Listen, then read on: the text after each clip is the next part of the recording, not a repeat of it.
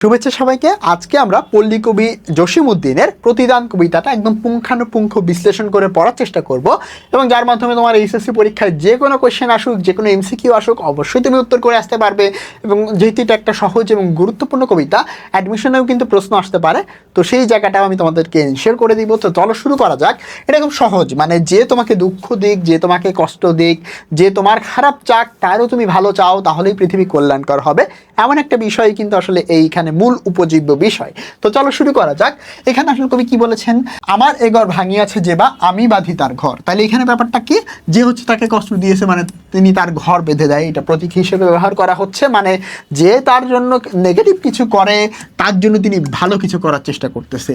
আপন করিতে কাঁদিয়া বেড়ায় যে মোরে করেছে পর। তার মানে কি, যে হচ্ছে কবিকে পর করে দিয়েছে, তাকে তিনি আপন করতে চায়, তাকে তিনি হচ্ছে ভালোবাসতে চায়, তার হৃদয়ে তিনি জায়গা নিতে চায়। কারণ পৃথিবী সহযোগিতার জায়গা, তাই না? পরোপকার, পরমত, সহিষ্ণুতা, এই সব জিনিসপত্রগুলো কিন্তু আমাদের ভিতরে থাকতে হবে। কারণ পরত্বই কিন্তু প্রকৃত মঙ্গল বয়ে আনে পৃথিবীর জন্য।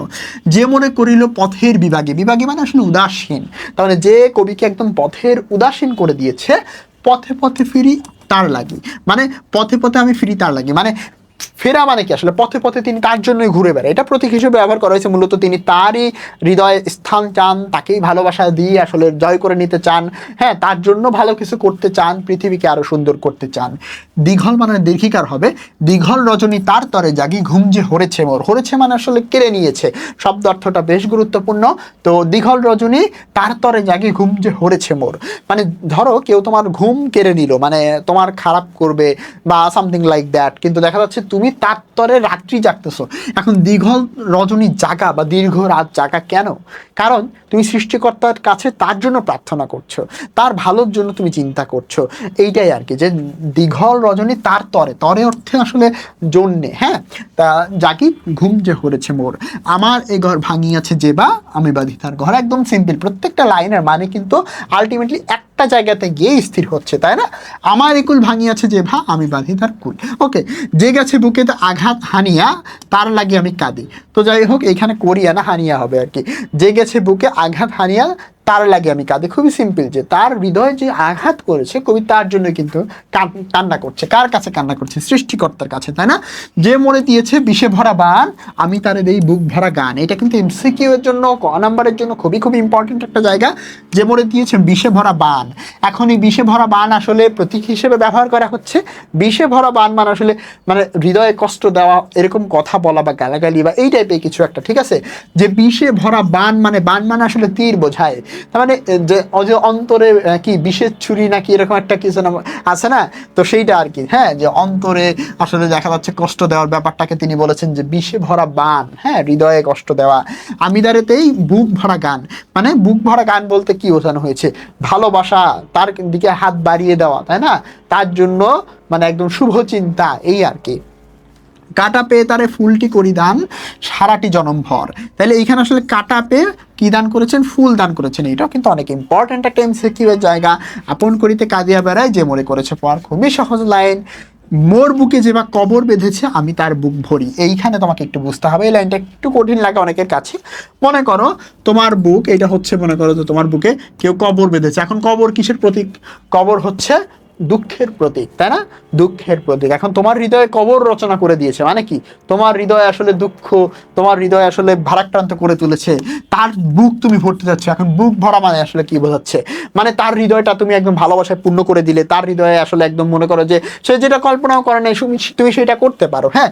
যে তোমার জন্য দুঃখ দিয়েছে তাকে তুমি আসলে তার মঙ্গলের জন্য তুমি কিছু করো, এইটাই আর কি, হ্যাঁ। যে তার হৃদয়টা ভালোবাসায় পরিপূর্ণ করে দেওয়া, তার হৃদয়টা একদম মনে করো যে বলতে গেলে যে বলে না মনটা ভরে গেল তোর কথাটা শুনে, তো ব্যাপারটা হচ্ছে ওই রকম আর কি, হ্যাঁ। তো দেখো, রঙিন ফুলের সোহাগ জড়ান ফুল মালঞ্চ ধরি, মানে মালঞ্চ বলতে আসলে ফুলের বাগান বলা হয়, কিন্তু আমি তোমাকে বলবো যে বুকে দেয় না গিফট হিসেবে, তো মানে যে হচ্ছে তার ক্ষতি করেছে তিনি তাকে ফুলের বুকে দিতে চান, লাইক দ্যাট, হ্যাঁ। আচ্ছা, তারপরে দেখো, যে মুখে কহে নিঠুরিয়া বাণী, এইখানে একটু খেয়াল করতে হবে। আমি লয়ে করে তার মুখখানি, মানে যে হচ্ছে নিষ্ঠুর বাণী বলে বা যে কষ্টদায়ক কথা বলে। আমি লয়ে করে, লয় মানে তোমরা সবাই জেনে থাকবা, লয় হচ্ছে আসলে ধ্বংস বোঝানো হয়। তাহলে আমি লয়ে করে তার মুখখানি মানে কি, যে আমার ধ্বংস হোক, আমার ধ্বংস হোক, এমন যারা বলতে থাকে, হ্যাঁ, কত ঠাই হতে কত কি জানি সাজায় নিরন্তর, মানে কি কত কিছু জায়গা থেকে তিনি কত কিছু নিয়ে আসে, সাজায় নিরন্তর মানে বিরতিহীনভাবে তিনি সাজাইতে থাকে, আপন করিতে কাঁদিয়া বেড়ায় যে মনে করেছে পর। তার মানে খুব সহজ সাবলীল একটা কবিতা, বাট খুবই গুরুত্বপূর্ণ, বিশেষ করে সিকিউতে এই জায়গা থেকে কিন্তু প্রশ্ন হবে বিভিন্ন বোর্ডে, এইচএসসি 26 কিংবা 27 প্রত্যেকের জন্য অতি গুরুত্বপূর্ণ একটা কবিতা। এবং খ নাম্বারের জন্য যে লাইনগুলো, এই লাইনগুলো কিন্তু ব্যাখ্যা হিসেবে চলে আসতে পারে। এমসিকিউ এর জায়গাগুলো আমি একটু একটু দেখাই দিলাম তোমাদেরকে। সো এই কবিতাটা আশা করি তোমাদের আর কোথাও কোনো সমস্যা নাই, প্রত্যেকটা লাইনের অর্থ প্রায় একই রকমের। এবং যারা আমাদের যে অন্য কবিতাগুলো রয়েছে প্রায় 9টা, আজকেরটা দিয়ে 10টা হবে। তো দেখো এই যে আমার ইউটিউব চ্যানেল যেটা রয়েছে, ইউটিউব চ্যানেলে গেলে একটা প্লে লিস্ট তুমি পাবা। হ্যাঁ, এই প্লে লিস্টের মধ্যে গেলে তুমি হচ্ছে 9টা কবিতা একদম প্রত্যেকটা অংশের ব্যাখ্যা যতটুকু দরকার, যেভাবে পড়া উচিত ঠিক সেভাবে পড়ানো আছে। এর মধ্যে অনেকগুলো খুব ফেমাস আছে, যেমন সুচেতনা প্রায় 10,000 স্টুডেন্ট করে ফেলছে। হ্যাঁ, তো ওই ক্লাসগুলো তোমরা করতে পারো, তোমাদের ভালোর জন্যই বলছি। যে যারা একটু ভালো প্রিপারেশন নিতে চাও, যারা এইচএসসি থেকে অ্যাডমিশনের জন্য পড়তে চাও, এইচএসসির সব ধরনের কোয়েশ্চেনের অ্যান্সার তুমি দিতে পারো, কিংবা একদম টপ করতে চাও বা প্লাস পেতে চাও, তাদের জন্য এই ক্লাসগুলো খুবই ইফেক্টিভ হবে। প্রত্যেকটা অংশ খুব সুন্দর করে আমি পড়ানোর চেষ্টা করেছি, মানে নিজের সর্বোচ্চটা দিয়ে তোমাদের জন্য একদম ফ্রিতে। তোমরা কিন্তু ইউটিউবে গিয়ে, আমি তোমাদেরকে নিচে কমেন্টে লিঙ্ক দিয়ে দিচ্ছি, ওইখান থেকে প্লে লিস্টে গেলে তোমরা 10টা কবিতা কিন্তু পেয়ে যাচ্ছ।